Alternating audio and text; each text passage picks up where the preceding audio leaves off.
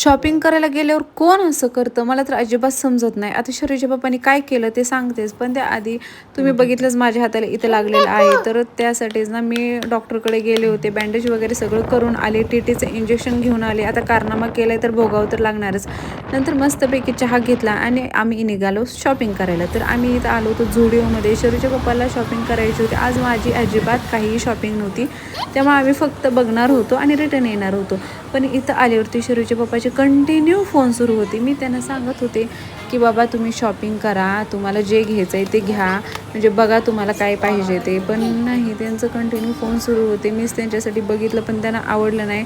तर त्यांना एकही तिथला आवड नाही. मेन म्हणजे त्यांना झुडिओमधलं अजिबात काही आवडत नाही. पण ठीक आहे म्हटलं, त्यांना जे हवं ते भेटलं तर ठीक.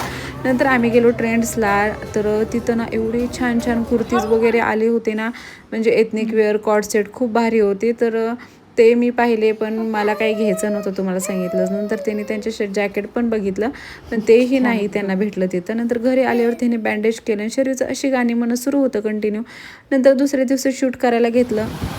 मला लायब्ररी लावायची होती, तर तेच बघायला आम्ही केलो होतो. गुगल करून तर ही एक दिसली होती, तर आम्ही तिथे आलो. तर लायब्ररी म्हणजे मला पुस्तक वाचायची, तर मला पुस्तक वाचायला आवडतं. मी आधी जिथे राहत होते ना बीडमध्ये, तर तिथं पण मी लावली होती.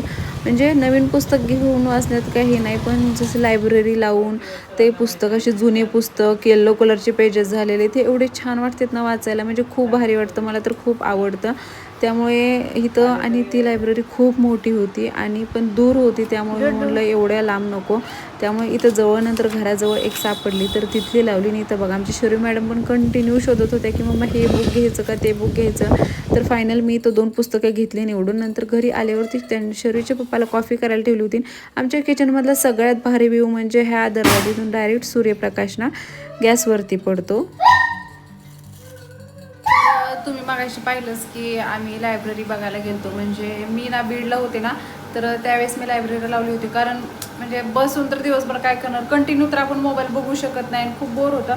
शिरू कशी 2:30-3 वाजता येते, त्यामुळे मी बीडला असताना ना लायब्ररी लावली होती. म्हणजे एक पुस्तक आणायचं, मग ते वाचून रिटर्न द्यायचं. तर शरूच्या पप्पाला म्हणलं मला आत्ता पण लावायची, कारण खूप बोर होतं घरी बसून. घरातली कामं झाल्यावरती काहीतरी टाईमपास पाहिजे. तर नंतर ना म्हणजे मग गेलो, 2-3 लायब्ररी बघितल्या. मग मला जी जवळ आहे ना ती लावायची होती, तर ती लावली आहे मी. तर पुस्तक पण आणलेले आहेत, म्हणजे 2 पुस्तकं आहेत 6 दिवसानंतर द्यायची. आणि मग घरी आलो, चहा पाणी झालं, शरूला दूध दिलं तर प्यायला. आता शरूला जेवण दिलं आहे. अंडा भुर्जी केलेली आहे, भाकरी आणि अंडा भुर्जी. पण खूप दिवस झालं भुर्जी खाली नव्हती, तर तेच स्वयंपाक सुरू आहे म्हणलं. चला, तर व्हिडिओ इथंच एंड करते. आवडला असेल तर नक्की लाईक शेअर आणि सबस्क्राईब करा. चला, भेटूया उद्याच्या व्लॉगमध्ये. बाय.